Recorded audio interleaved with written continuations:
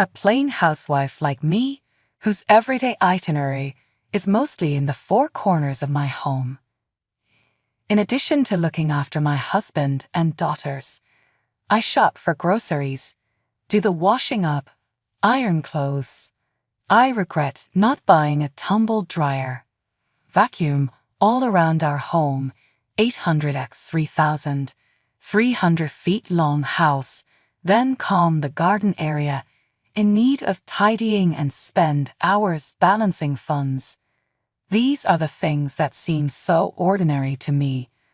My husband has a job at the corporate office as a mid-manager in an insurance subsidiary. With his new income, he supports us with enough to get by for our family of four, and I am satisfied that we do not lack the means to buy what we need or want. Almost all of my days are spent inside these four walls. My children go to school, the husband goes about his business. I myself remain here alone every time. Sure, it's a little boring, but I find purpose and worth in my life as mom/wife. I need to be able for my wife and kids. They deserve all of me as a husband-father. That is already enough for me and I am happy. However, much like any other normal marriage misunderstanding, is a common factor. Mama said there'll be days like this. Fights are going to happen. I'm never not in the belief of that, only they're supposed to make it stronger, not break it up. One of the biggest fights my husband and I ever had, which I still can remember to this day. Our anniversary when he forget it happened. I wanted him to ask me out or take me to a fancy dinner, but he didn't. I forgot and I was busy. And of course, I will not believe it. His lies were too transparent, however. I knew him better than that. However, the following day his workmate told me he had gone out earlier and even checked into a hotel room. He thought it was so that we could observe our anniversary. It turns out that he didn't. I was skeptical but dismissed it. Maybe that wasn't him at all or his buddy playing a prank on me. I'm being naive here, but this should be better, otherwise we shall fight. He made up for it in some way because after all, he felt bad too.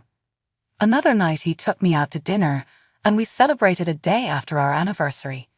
He bought me a new phone and a bag. I was really very happy.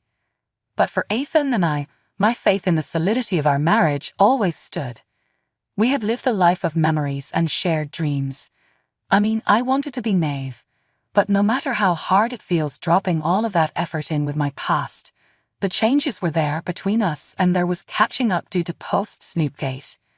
My husband was cold and distant. He seemed preoccupied, but I could not put my finger on why. In the meanwhile, during one of our dinner times, I remember he couldn't even focus on eating his food or listening to whatever my 12-year-old kept recounting stories about how fun camping was. Dad, are you listening? Thanks, friendly Crocs. This was the third time my son called for his dad, but he would answer while on cell phone texting someone instead, and even managed to smile at one point. Hey honey, Mike is talking to you. I tapped on his arm. He was just lucky to have returned ad minor die gloria. What is it? It is clear, seeing you here being derp hanging on my house, disturb him from what he does, and I rubbed his voice. Daddy, back to camping with me. It was so nice there. My son added the crocodiles are amazing. So, my husband just gave him a wry smile. He simply quipped, "Oh, I bet." So he went to his phone next. What is wrong with him? When I brought it up again with him later that night, and he just said, "It's work, I'm busy. The company has a problem. That is the reason why I just could not pry my eyes off of that phone. It's very important. Jesus Christ, why are you so nosy?" The way he answered me, I was totally taken back. That was the only time he ever yelled at me. He yelled at me. He had never been anything but patient with me. Untrue. And if true, why the hell is he smiling? I always thought it was strange because whenever I hold his phone, he just does the thing where hiding becomes second nature. Years passed, late nights in front of his computer were increasing, and suddenly I would feel it like he was defensive every time when from curiosity, asked what is there for doing online. I feared he might be having an affair. Initially, I shrugged it off as one of the hurdles that accompany relationships with longevity. We had work, we were not far apart, and sometimes under stress our distance increased. After all, the one day stretched into two, and that became a week. Simpers turned to grins. Yet I was still left pretending months but with waning faith. On the odd day, he wouldn't come back. He will not pick up my calls, though technically he could be holding his phone at all times. Plus, he never let his phone out of his sight when we were together. It was small in the beginning, a fractional twist of conduct. And eventually, it got worse, and this time I am sure he is cheating. What was he hiding? Who was he speaking to about me behind my back? Sitting there pondering was taking over, and I began to feel like someone else had a woman behind my back. Just try to ask my friends for some advice or something. And since, to my great surprise, every single one of them responded and confirmed that I should look into this gut thing. So I did. In the night, I would be out scrolling down his phone while he was fast asleep. I felt a little bad for doing it at first, like such an intrusion of privacy was off-key, but I had to know. I also hope that you felt wrong when cheating on me and texting all these other girls too. I could be wrong, but I know that's exactly what this is. Then I found it. I was lucky I remembered his passcode, which is the date of his birth. After 2 measures it figured out that 1 was an answer, and bingo. I gasped and covered my mouth when I found the messages between him and a woman. Naughty texts, naughty pics, those silly little emoticons. I felt my heart heavy as I read their sweet nothings. The proof was staring me in the face, irrefutable and damning. Adrian was having an affair.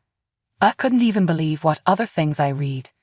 The mistress even said, "Don't come home to your boring wife. Come here, and I'll give you some heat and excitement. I just saw a picture of your wife. She's so ugly and fat. She looks like a whale. You don't look good together. Just leave her alone and your kid. You have me anyway, and that is enough. I won't give you a hard time, just a good one." It appears that he has been with this woman for quite some time now. They even booked numerous hotels at different times and did the deed. I couldn't believe this. I captured the conversation using my phone. The tears came down like a waterfall as I confronted him, hoping against hope that it was all just a terrible misunderstanding. I woke him up by shaking him, and he did. "Would you do this to me, Adrian? How could you betray our marriage?" I shouted out of frustration. He just smirked at me and didn't even bother to get out of bed. "Oh please, it's not like you were ever exciting or satisfying enough for me." My eyes widened, shocked by his callous response. I could feel my knees weakening. "I gave you my love, my trust, and this is how you repay me, with insults and indifference. Aren't you even ashamed of yourself? You have a son." He just laughed. "You are so predictable, Celine. I needed someone who could excite me, someone who knows how to have fun." My anger grew while my voice was trembling. "This is not about me, Adrian. This is about your lack of respect and commitment to our marriage. You chose to betray me, to destroy what we had. Oh please, stop with the melodrama. We both know our marriage was dead long before I could find someone better. You may think you found someone better, but it's just a matter of time before she sees through your lies and realizes who you truly are." He continued smirking, not affected by anything at all. "She is everything you're not, Celine, exciting and passionate, and she understands me. You are holding me back." I took a deep breath, trying to maintain my composure. "If you're so convinced that you found the perfect match, then why did you hide it? Why did you sneak around, betraying my trust? Because I didn't want to deal with your dramatic reactions. You're always so uptight and boring. I needed an escape." I wiped off my tears as my eyes filled with determination as I looked directly at my husband. "Well, you won't find an escape from the consequences of your actions. I deserve better than this, Adrian. I deserve respect, loyalty, and love, and I will find it elsewhere." He just smirked at me for the 3rd time, feeling no remorse for his actions. I could feel my anger building up. I couldn't believe I tried to stay in this relationship with a jerk like him. Good luck finding someone who can tolerate your dull existence, Celine. I will find happiness again, without you. As you should. Now let's have a divorce. Don't worry, I'll be paying for everything. I just want you out of my life forever. His words were like a dagger to my heart. I couldn't fathom how our once loving relationship had spiraled into this. The pain and humiliation were unbearable. The man I once loved had become a stranger, someone I didn't recognize anymore. His phone rang, and the screen showed the name of his mistress, Leila. He grabbed it immediately and excused himself. He even talked to her outside our room as if nothing happened. I was left there alone, devastated, crying on the bed. My heart shattered into a million pieces, and I couldn't help but curse myself for not figuring it out sooner. I could feel anger building inside of me, turning into rage. I had never felt this way before. It was like a storm brewing in my soul, and I was on the verge of exploding. How could he do this to me? To our family? I was filled with a desire for revenge, to make him pay for what he had done. Days passed by, and my husband still didn't care about anything I said or how I felt. The anger inside of me grew stronger each day. He didn't even notice that something had changed in me. I had been planning this meticulously, making sure everything was perfect. I couldn't just let him get away with everything he had done to me and to our family. He had to pay, and I was willing to do anything to make sure that he did, even if it meant crossing the line, even if it meant losing myself in the process. One night, when my husband came home late from another work meeting, I was waiting for him in the living room. Finally decided to wait for me, huh? Now you're being sweet. He laughed as he walked toward the kitchen to grab a beer. The moment he turned around, I grabbed the knife I had hidden behind me and stabbed him in the back. His body tensed up as he gasped for air. The beer bottle slipped from his hand and crashed to the floor. He slowly turned to face me, disbelief written all over his face. "Why?" he stammered, clutching his wound. I felt a strange satisfaction seeing the pain in his eyes, the fear. "Because you destroyed me, Adrian. You destroyed our family." He staggered backward, trying to steady himself, but I was relentless. I stabbed him again, this time in the chest. He let out a scream, a guttural sound that echoed through the house. His knees buckled, and he fell to the ground, his hands desperately trying to stop the blood flowing from his wounds. Tears streamed down my face, but they were not tears of sorrow. They were tears of relief. I have finally done it. I have finally gotten my revenge. He looked up at me, his eyes pleading, his voice barely a whisper. I'm sorry. But it was too late. His apology meant nothing to me now. I watched as the life drained out of him, as he took his last breath. And in that moment, I felt a strange sense of peace, a calm that I hadn't felt in a long time. My hands were covered in blood, but I didn't care. I had done what I needed to do. I had taken control of my life again. I was no longer the weak, naive woman I used to be. I was strong. I was powerful. Never would anyone hurt me again. At this moment, reality had begun to penetrate as I sat there watching my lifeless husband. What had I done? I had passed a point of no return. The day where I had truly become just what I never managed to imagine myself being, a killer. It was an oppressive feeling. The weight of my actions were choking me. My fingers were shaking so hard I dropped the knife on my feet, and it made such a loud noise that they even wince. I dropped to my knees, thinking about the implications of what I had done. What would happen to me? My kids, what would happen to them? Me, looks like I'd just ruined their lives too. My children were asleep in the other room, stirring but unaware of what had taken place. In the morning, they had wake up to find their father dead and mother gone. I hated the idea of leaving them alone, pretending they did not matter. But I had no choice. I had to run. I had to leave and never turn back. I dried my tears on a sleeve, trying to compose myself. I couldn't fall apart now. I had to be brave. For my kids. I stood up, my mind made up. I had to go. My purse and some clothes from home were all I needed. Just like that. For once I did not turn around, did not regret. I chose what I did, and now I had to deal with it.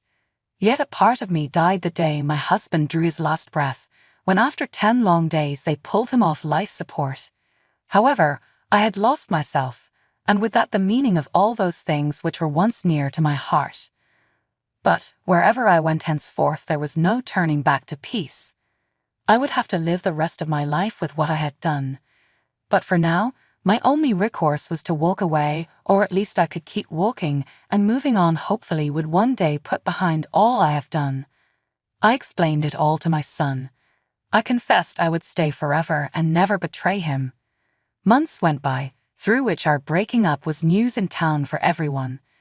Plus he moved his mistress into the house. The audacity. Maybe if his son was here, they could rent in that house. A product of our joint work and effort, but he will let another girl live there whilst letting own child stay over the shop collecting a small rented flat. He is such a bad person. Also, we are officially divorced as of yesterday, and I am now a whole single woman in this place. I made a decision that my life and the life of my son did not have to be dictated by another failed marriage, so I worked hard as ever to support us. But I finally found out her name, Kathy Rickson. She and my husband only met online, but I have always been so curious about her. And that my husband is an old, middle-aged man.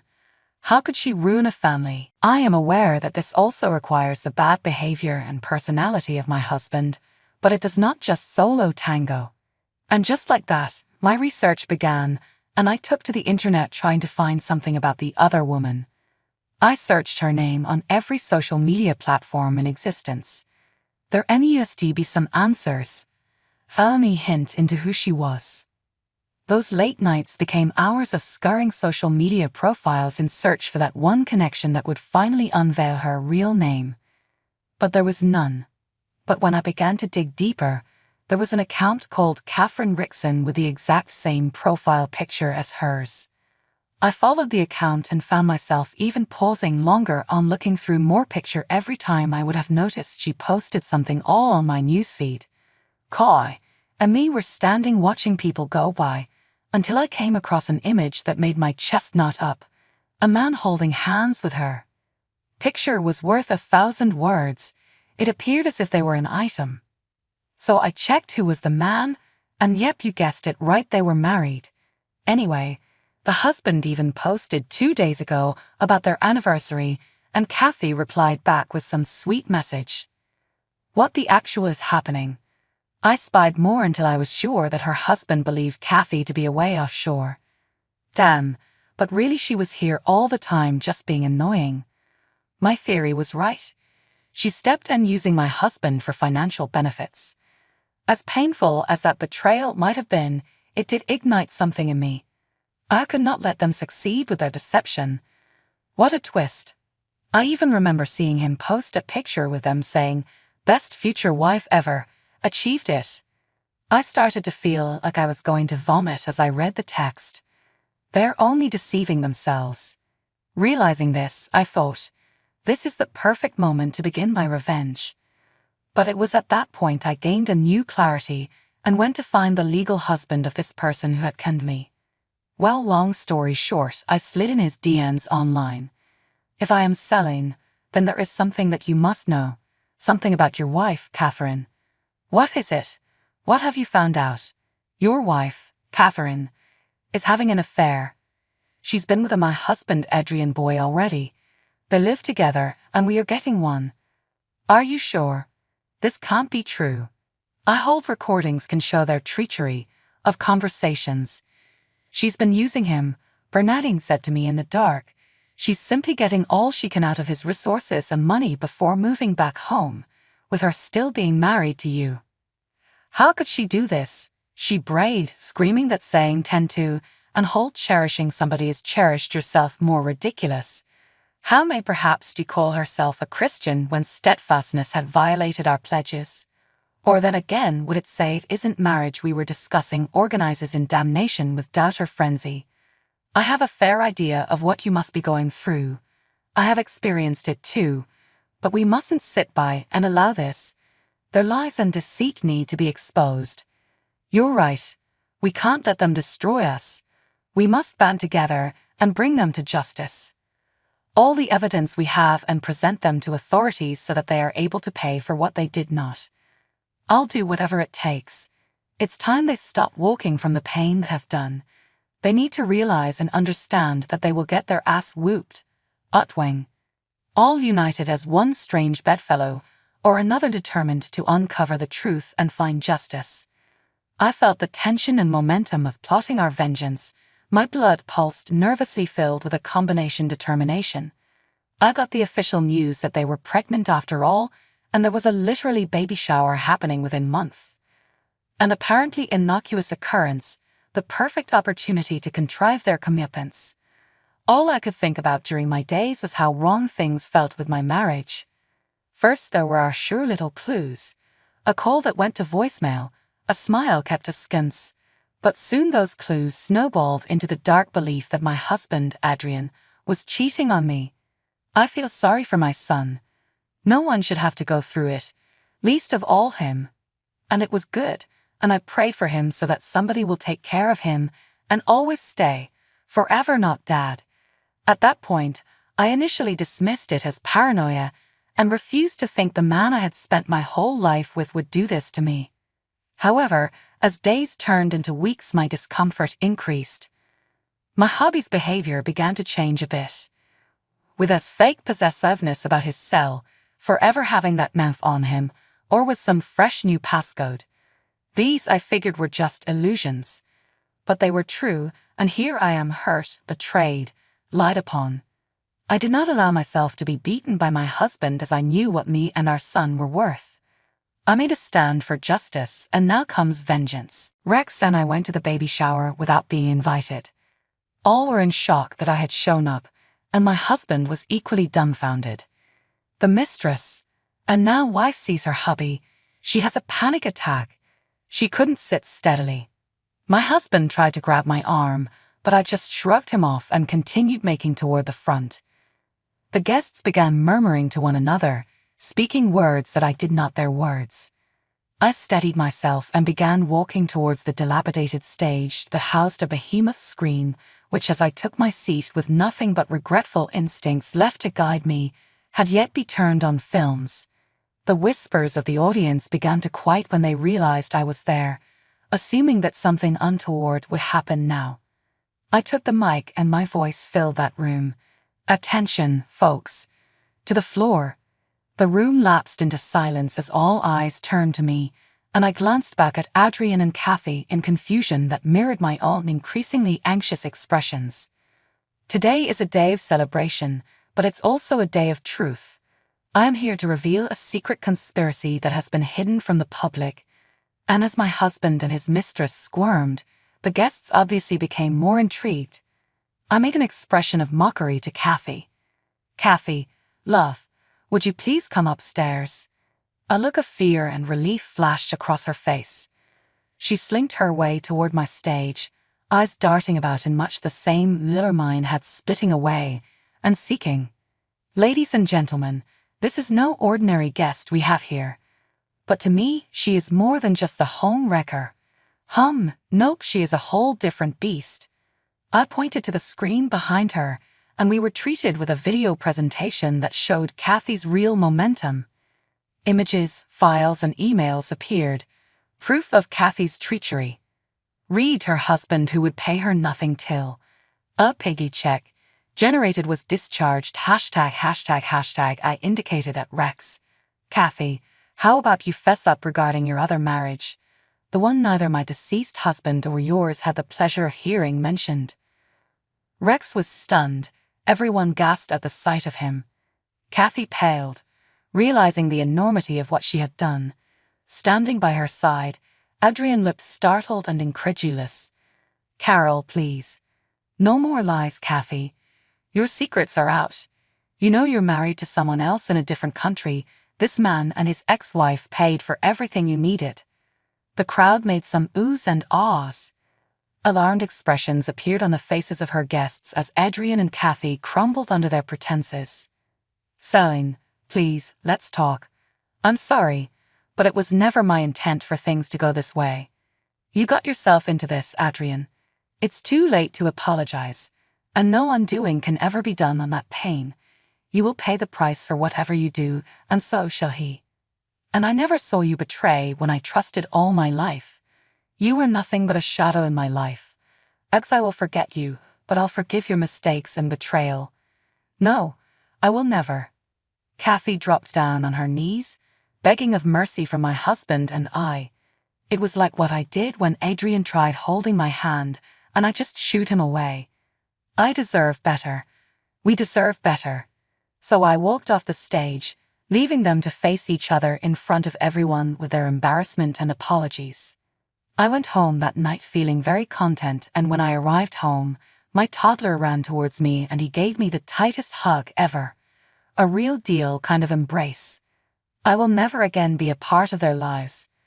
I have my son. I will probably spend most of this year focusing on that, the work and being a mother. That it is the best curse that I can cast on them, and to me, this counts as my greater revenge against all of them.